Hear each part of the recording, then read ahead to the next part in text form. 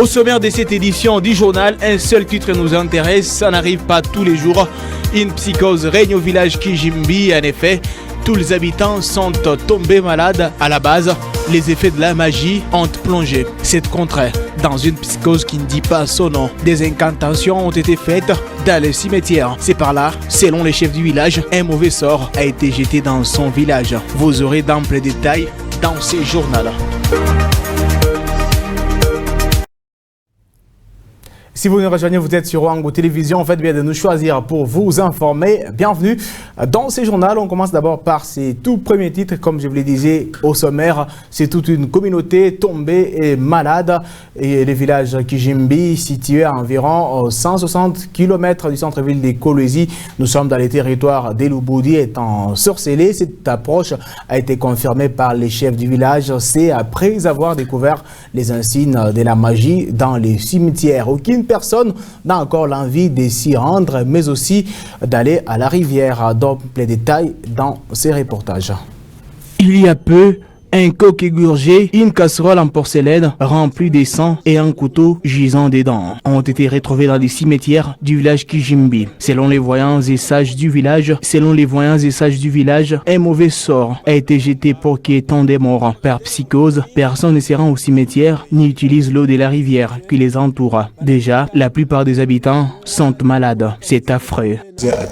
Nous déplorons la mauvaise pratique de la magie que certains habitants utilisent ces derniers temps dans notre village. Au cimetière, nous avions trouvé un coq égorgé, une casserole pleine de sang et un couteau à l'intérieur. À présent, nous ne savons même pas à quoi cela signifie. C'est pour que nous mourions ou pas.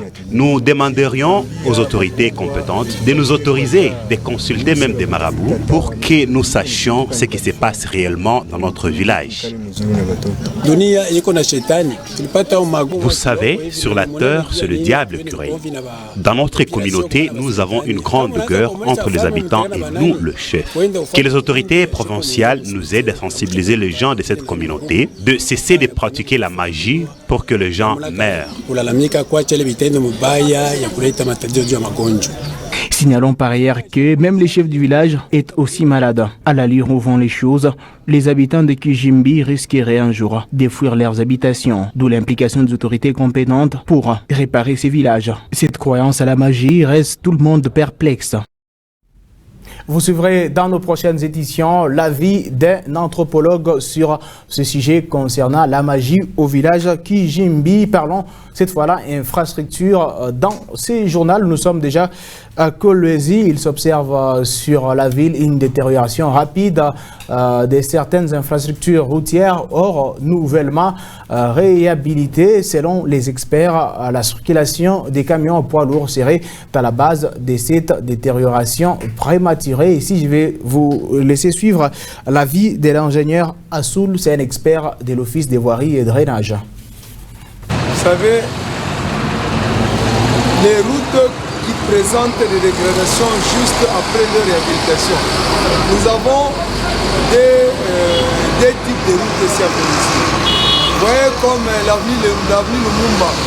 L'avenue Lumumba, c'est une route construite en monocouche. Donc on n'a pas mis la couche là de 5 cm, ici nous appelons enrobé. C'est pourquoi vous constatez qu'à chaque fois, il y a toutes les dégradations à certains endroits.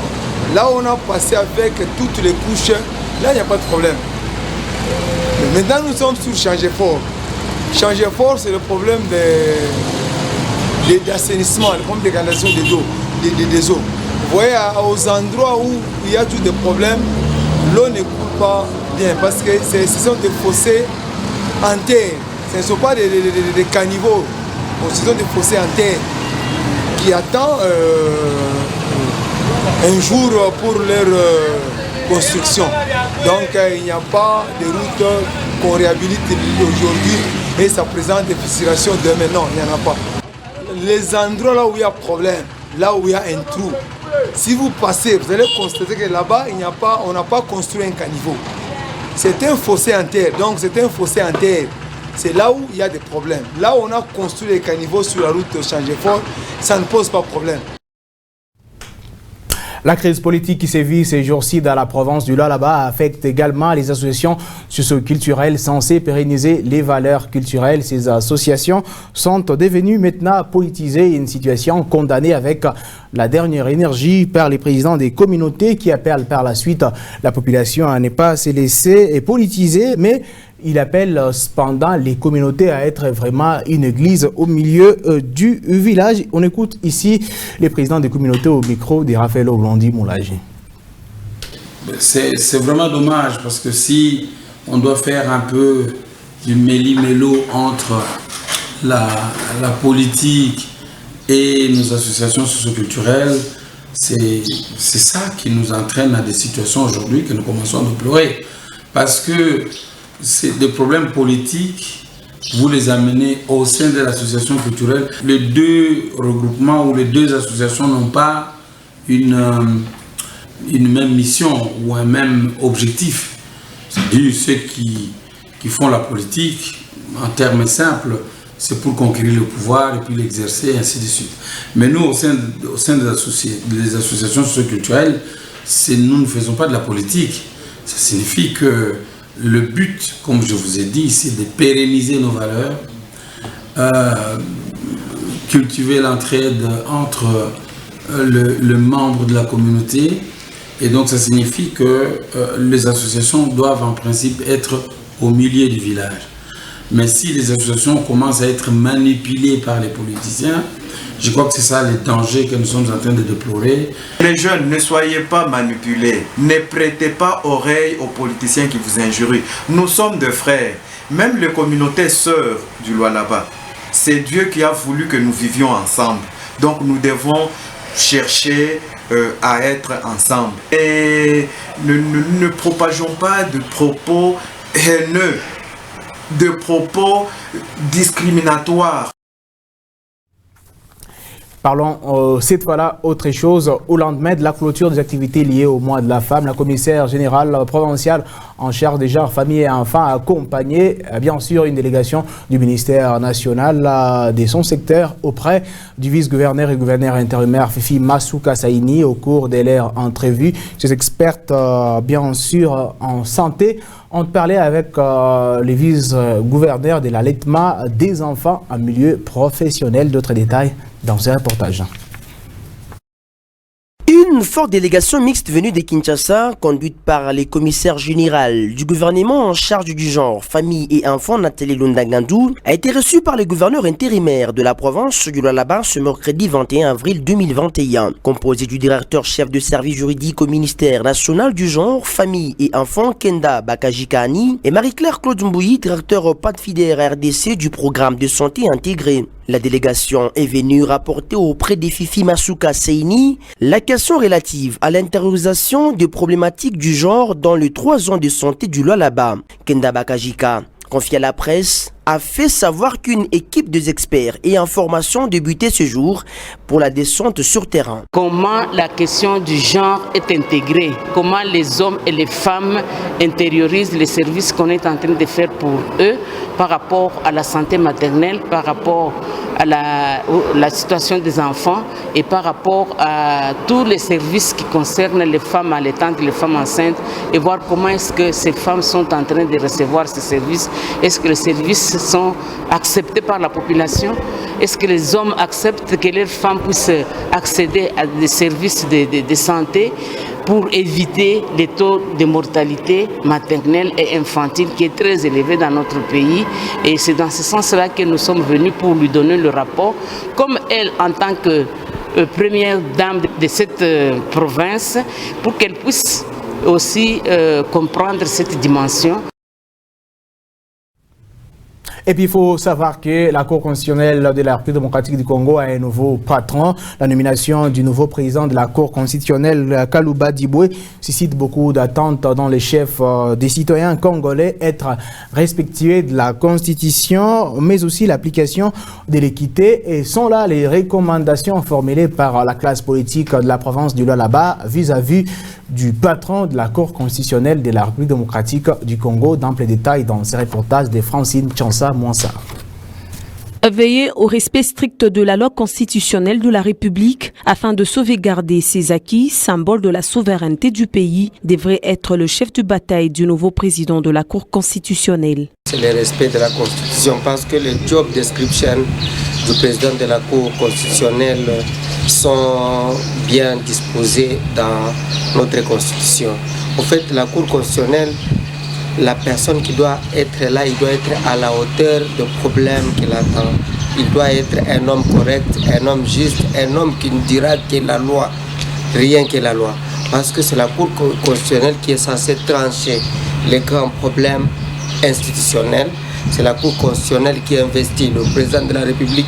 C'est la Cour constitutionnelle qui peut donner un avis sur un élément compliqué de constitutionnalité. Demeurer légaliste contre vents et marées et appliquer la droiture avec un esprit républicain, cela doit caractériser le nouveau président de la Cour constitutionnelle. Nous avons besoin de quelqu'un qui est assis dans la matière, qui travaille, qui est guidé par les textes et non guidé par les émotions et non guidé par les affinités. Quelqu'un qu'on télécommande à tout moment de prendre certaines décisions qui ne sont pas réglementaires. En fait, ça ne va pas aider la population. Bonne chance à lui, mais nous savons, et ce qui est beaucoup plus important, c'est que la Cour constitutionnelle puisse dire les droits, rien que les droits. Kalouba Diboué succède à Benoît Luamba qui aurait démissionné l'année dernière. Il faut retenir que Kalouba Diboué, c'était l'un des éléments clés dans les procès des 100 jours. C'est là qu'il était en train de se déchaîner et montrer son savoir-faire. Parlons cette fois-là, page noire dans ce journal. Pour compatir au malheur qui frappe la nation tchadienne, le président de la République démocratique du Congo, Félix Antoine Tshisekedi, et président de l'Union africaine en exercice, a décrété en République démocratique du Congo à partir de ce vendredi 23 avril 2021 un deuil national sur toute l'étendue. Il faut vous le dire que ce vendredi, ça sera les jours des obsèques du président tchadien Idriss Déby. D'autres détails dans ces commentaires de Victorine Nongoni. Un jour de deuil national sera décrété en République démocratique du Congo ce vendredi 23 avril 2021. Date des obsèques du maréchal du Tchad, annonce un communiqué du cabinet du chef de l'État. Le président de la République démocratique du Congo, Antoine Félix Tshisekedi, assure enfin au peuple de la République du Tchad son engagement à se tenir à ses côtés durant cette épreuve. Il a aussi exprimé sa profonde indignation face à cet acte ignoble qui a ôté la vie à ce dignitaire attaché à la défense de l'intégrité de son pays. Depuis mardi, la population est sous le choc de la nouvelle. À N'Djamena, une accalmie totale, quelques courageux tentaient de vaquer paisiblement à leurs occupations. Mais les rues étaient fluides. Le quotidien de N'Djamena devrait rester perturbé ces prochains jours avec notamment des obsèques nationales qui sont prévues pour ce vendredi 23 avril. Sur ces mêmes chapitres, toujours à la première ligne de défense pour défendre son pays contre les ennemis, Idriss Déby est décédé au front, une mort qui sort un peu de l'ordinaire pour un président de la République. Quel est le symbole de sa mort pour d'autres présidents africains? Nous avons été à la rencontre d'un internationaliste. Il essaie bien sûr de répondre à cette question dans ces reportages de Lydie Ngalula. Le président du Tchad, durant une trentaine d'années, Idriss Déby, a été l'un des leaders à avoir de multiples attaques rebelles dans son pays qui a eu à faire face. Semblait parce que le Tchad a vécu simplement des rébellions, de guerres. C'est seulement sous son règne. Je crois que son prédécesseur, Idriss Déby, il est même condamné pour génocide, pour massacre de sa population. C'était un grand dictateur et Idriss, sous son règne, il a quand même tenté d'amener la démocratie. La France devait amener son armée et ses armes pour que cette organisation puisse fonctionner normalement et lutter militairement contre le terrorisme. Quant à la stabilisation du pays, c'est quand même son point fort et c'est un des points positifs et qui a fait que son pays est resté longtemps dans le calme, dans la paix et bien sûr avec toujours les incursions rébellions. Les derniers hommages du président tchadien interviendra ce vendredi 13 avril 2021 à Djamena, dans l'extrême est du pays. L'un de ses fils, âgé de 37 ans, Mohamed Idriss Déby, qui le succède à la tête du pays, chapeautant le conseil militaire en entendant les élections dans 1 année et demie. Madame, monsieur, vous étiez des milliers à nous suivre sur Wango Télévision, mais aussi sur le www.wango.info. C'est par ici qui prend fin ce journal. Restez toujours sur nos antennes, l'actualité en même temps. Reste en continu sur le www.wango.info.